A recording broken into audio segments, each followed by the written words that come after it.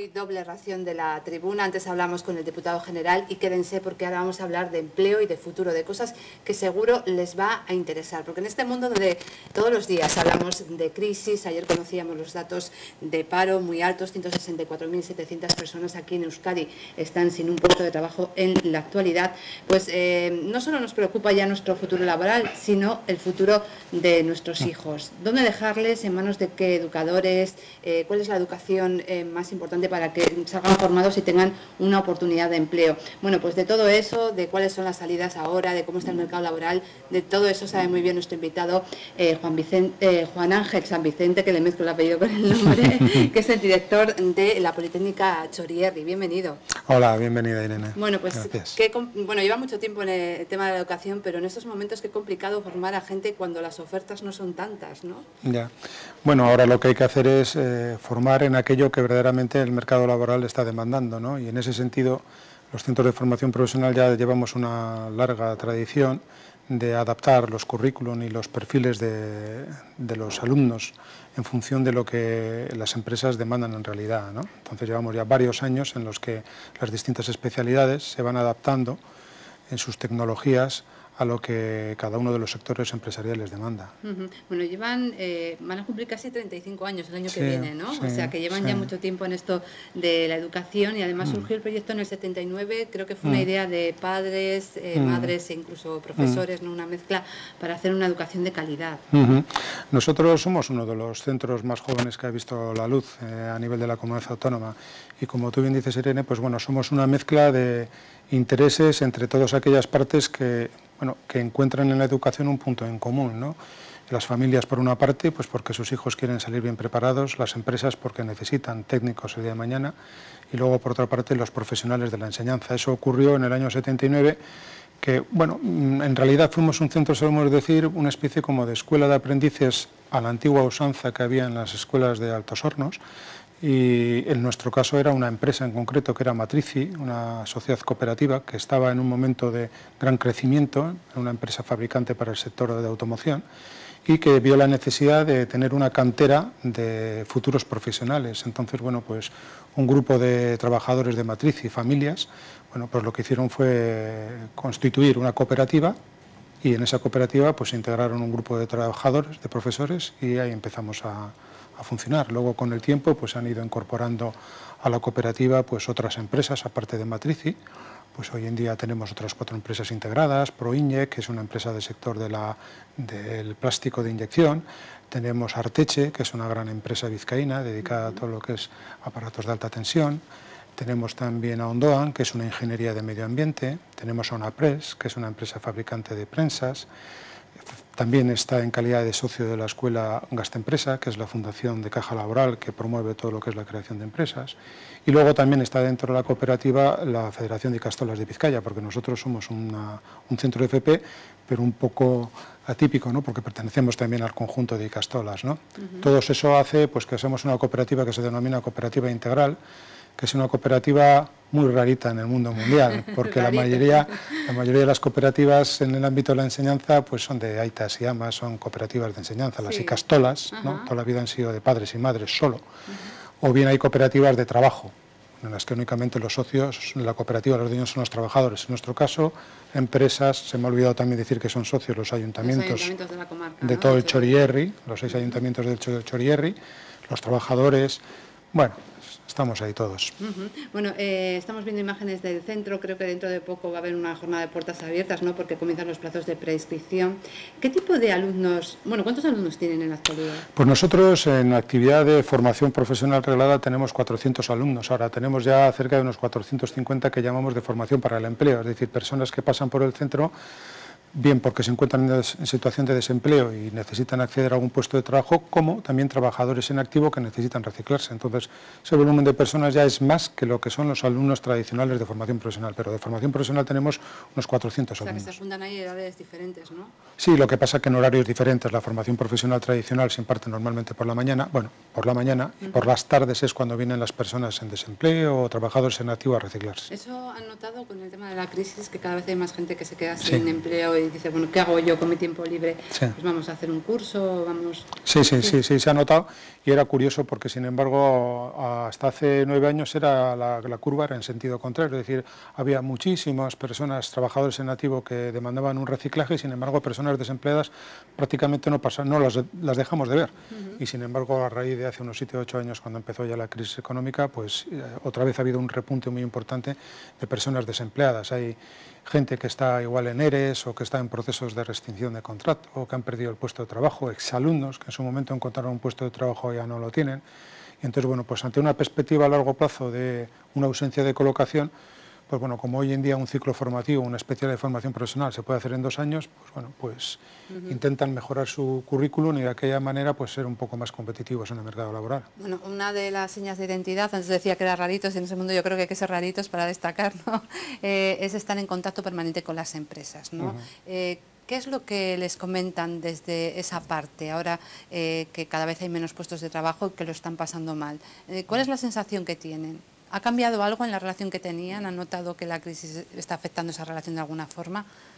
Hombre, no, la crisis en el ámbito de lo que es la relación con la empresa, lejos de mermarse, yo creo que se ha incentivado mucho más. Es decir, ahora lo que intentamos es, empresas y centros, buscar puntos en común, buscar sinergias que nos permitan a unos y otros facilitar el perfil más adecuado para que una persona encuentre más rápidamente trabajo, y por otra parte también buscar la fórmula de que estos alumnos, alumnas, cuando terminen un estudios, pues bueno, pues encuentren un trabajo, bien sea aquí o bien sea en el extranjero, ¿no? Entonces, en ese sentido estamos desarrollando varios proyectos, bien de ámbito nacional o bien de ámbito internacional, para que, bueno, pues si no hay muchas posibilidades de encontrar trabajo aquí, sí que por lo menos se pueda hacer en el extranjero. ¿Hay más fuera? Porque últimamente vemos noticias, ¿no?, de gente de fuera que viene a buscar aquí universitarios, gente de FP, ¿no? Sí, no, es así. Nosotros el año pasado comenzamos unas becas, fuimos el único centro de formación profesional que participamos en un programa que se denominaba Becas Global Training, que eran unas becas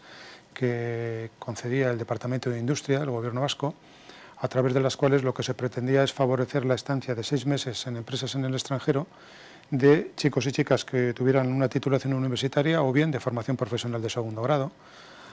Homologaron a varias instituciones que tuvieran cierta experiencia en el ámbito internacional para que ellas dieran garantías de que las empresas que iban a encontrar, donde iban a mandar a esas personas, fueran empresas que les dieran un valor añadido y que por lo tanto bien mejoraran sus perspectivas de trabajo allí, en ese país, o bien a la vuelta las pudieran tener aquí, ¿no? Entonces, bueno, pues ahí homologaron a entidades como las 3 Cajas, como las 3 Cámaras de Comercio, la UPV, Deusto, la Universidad de Mondragón, y luego a nosotros como único centro de formación profesional. Entonces nos concedieron 32 becas exclusivamente para alumnos de formación profesional.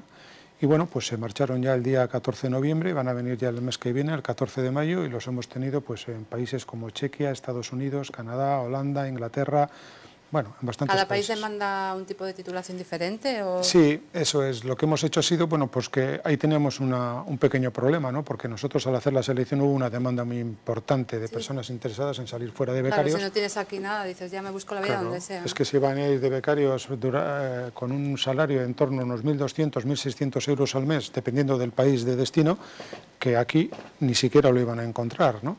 Y con un valor, y es que encima iban a poder estar trabajando, manejando un idioma, con lo cual a la vuelta pues se suponía que iban a tener más posibilidades de encontrar trabajo, ¿no? Entonces, al hacer la selección, claro, seleccionamos los que tenían mejor nivel de idioma y luego, bueno, los que presentaban unas características más extrovertidos, es decir, unas características personales como para poder salir fuera, ¿no? Y claro, al seleccionar los 32, pues en ese momento es cuando vimos las especialidades que tenían, es decir, no podíamos buscar empresas antes de no saber que 32 personas iban a salir fuera, ¿no?